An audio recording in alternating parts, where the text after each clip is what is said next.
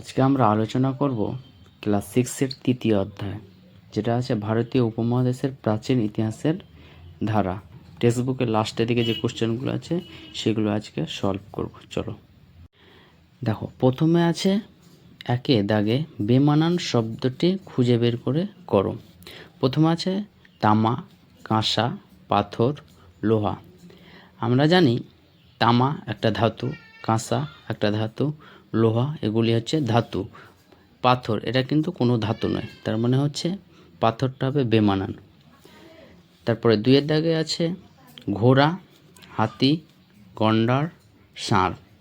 আমরা জানি হরপ্পাবাসীরা ষাঁড়ের পুজো করত, গন্ডারের পুজো করত, হাতির পুজো করত, কিন্তু ঘোড়ার পুজো করতো না। রাইট অ্যান্সার হবে ঘোড়া। তিনের দাগের অ্যান্সার কী আছে দেখি চলুন। কালীবঙ্গান, মেহেরগড়, বানওয়ালি, ঢোলাবিরা। আমরা জানি কালীবঙ্গান এটা একটা কেন্দ্র, বানওয়ালি এটা একটা কেন্দ্র, আর ঢোলাবিরা এটা একটা কেন্দ্র। মেহেরগড় এটা একটা কিন্তু সভ্যতা, তার রাইট অ্যান্সার হয়ে যাবে মেহেরগড়। এবার দুইয়ের দাগে কী আছে সেটা দেখি, কি বলছে দেখি। নিচের বাক্যগুলি কোনটি ঠিক কোনটি ভুল লেখো।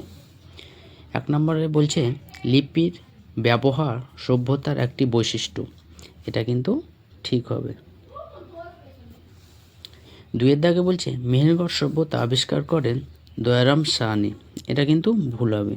আমরা জানি ফরাসি মেহেরগড় সভ্যতা আবিষ্কার করেন ফরাসি প্রত্নতাত্ত্বিকবিদ ফ্রাঁসোয়া জারিজ।